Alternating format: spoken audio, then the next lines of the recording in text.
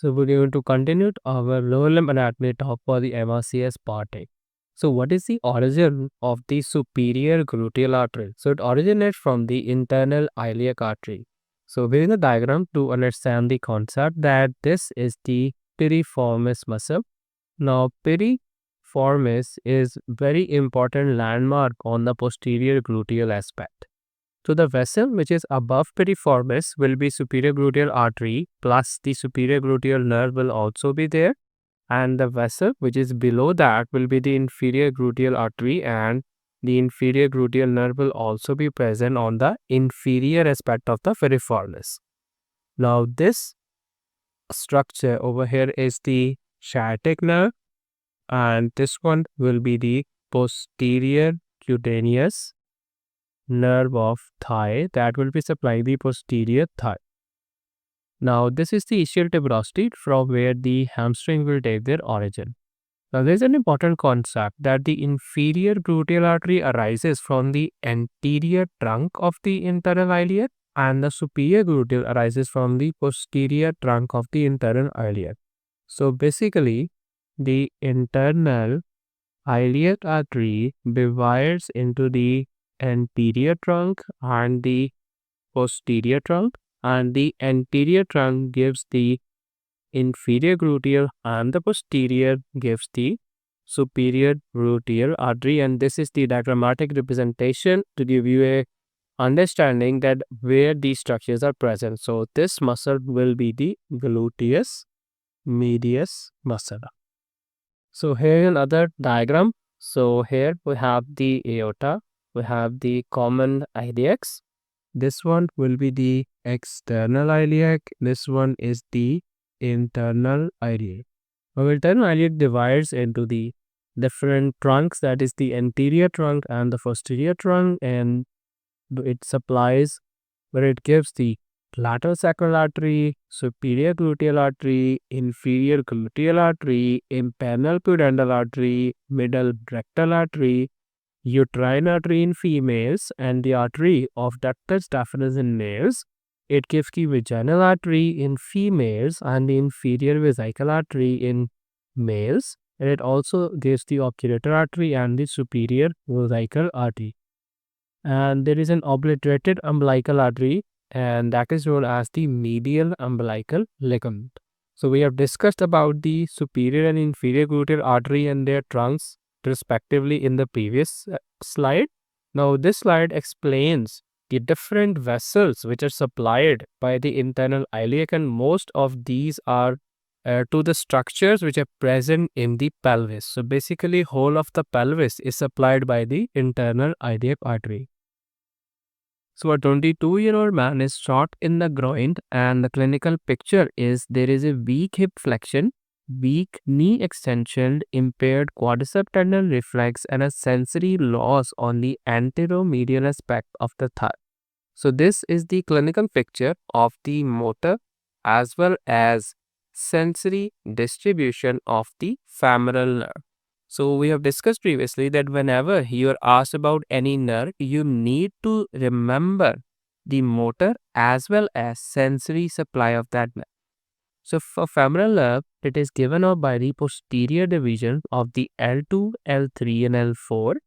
Now it divides into two branches with reference to the lateral femoral circumflex artery. So the anterior one gives pectineus and sartorius, that is the motor supply, whereas medial cutaneous, femoral and the intermediate femoral cutaneous are the sensory branches given off by the anterior division. Now the motor division of the posterior is the quadricep femoris muscle, that is containing the rectus femoris, the vastus lateralis, intermedialis and medialis. Now around the knee joint, the sensory supply is by the saphenous nerve. Now saphenous nerve also passes through the adductor canal in the medial section of the thigh as well. So whenever there will be damage to this muscle, that is the quadratus femoris muscle, quadricep femoris muscle, there will be weak hip flexion, an impaired quadricep tendon reflex, and loss of the anteromedial aspect of the sensations on the thigh. So 34-year-old man has a laceration on the superolateral aspect of the popliteal fossa. The lateral aspect of the bicep femoris muscle is lacerated, so which structure is at a greatest risk of developing an injury? So that will be the common peroneal nerve. So the one of the most lateral, specifically the superolateral structure present in the popliteal fossa is the common peroneal nerve. So let us revise the boundaries of popliteal fossa and the arrangement of the structures which are present. So on the lateral side, so first of all, it is important to define the lateral side and the medial side, and then we will divide the superior side and the inferior side. So superolaterally, we have the bicep femoris muscle, and superomedially, we have the semitendinosus and semimembranosus. Inferomedially, we will be having the medial head of the gastrocnemius muscle, and inferolaterally, we will be having the lateral head of the gastrocnemius muscle. Now, with reference to the arrangement of the structures, we have two sequences. One is from lateral to medial, and the other sequence is from deep part to the superficial part. So first of all, we'll move from the lateral aspect towards the medial or the center aspect. So the most lateral structure that you can appreciate over here, this one will be the common peroneal nerve. And then this first structure is the tibial nerve. Then we have the popliteal vein and the popliteal artery. Now there is another sequence when we view it from the lateral view. So the most deep structure will be the popliteal artery. Then above that will be the femoral popliteal vein, and the most superficial will be the tibial nerve. So if we view it from a lateral view and we are seeing the popliteal artery as the deepest structure, then we have the popliteal vein, and the tibial nerve will be the superficial structure. So which nerve is at greatest risk when there is a laceration of the upper lateral margin of the popliteal fossa? We have discussed previously, then that would be the common peroneal nerve. So this is again a diagrammatic representation. You can pause the video and identify different boundaries of the popliteal fossa and quantify the placement of the structures. So here we have the common peroneal nerve. This one is the tibial nerve. Now, in addition to these two nerves, there is the sural nerve, which is formed by contributions from the common peroneal and the tibial nerve, and that is also present in the superficial lateral component of the popliteal fossa. So which structure separates the posterior cruciate ligament from the popliteal artery? So that will be the oblique popliteal ligament. So consider this as the femur and this as the tibia. So the PCL, which will be running like this. So PCL originates from the medial femoral condyle and inserts on the posterior aspect of the tibial plateau. The structure which separates this PCL from the popliteal artery and the popliteal vein is this green structure, that is the oblique popliteal ligament. Now this is very important to know.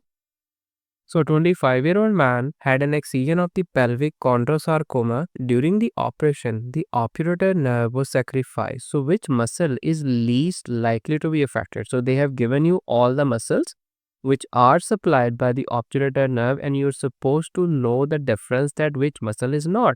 So we know that the sartorius is present in the anterior compartment, and the anterior compartment muscles are supplied by the femoral nerve. So let's talk a bit about the obturator nerve. So the anterior division of the L2, L3 and L4 are going to get the obturator nerve. So we have discussed that the posterior divisions from these three L2, L3, L4 were given the femoral nerve previously. So the anterior division from these three components are going to give the obturator nerve. Now it is going to supply adductor longus, adductor brevis, gracilis, and the sensory supply will be to the medial thigh over the adductors. Now it is also going to give the adductor portion of the adductor magnus muscle as well. So which root value represents the sciatic nerve? So that will be from L4 to S3. So as you could appreciate in this diagram, nerve roots from L4, L5, S1, S2 and S3 are going to contribute to the sciatic nerve, and sciatic nerve is going to supply the complete posterior aspect of the thigh initially and leg as well. So primarily it divides into two parts, that is the common peroneal nerve and the tibial nerve, which we will talk about in a different MCQ. So 48-year-old motorcyclist had a complex lower limb fracture with popliteal artery being repaired. Subsequently develops compartment syndrome, and the anterior and the superficial posterior compartments were decompressed. But unfortunately, the surgeon neglects to decompress the deep posterior compartment. So what they're asking you is that which muscle is least likely to be affected. So they are testing you that which muscle is not going to be present in the deep posterior compartment. That will be plantaris muscle. So the muscles present in the deep posterior compartment are the tib posterior, flexor hallucis longus, flexor ristorum longus, and popliteus, whereas plantaris is going to be present in the superficial posterior compartment. So let us revise the different compartments of the leg with their nerve supply, muscles, and the blood supply.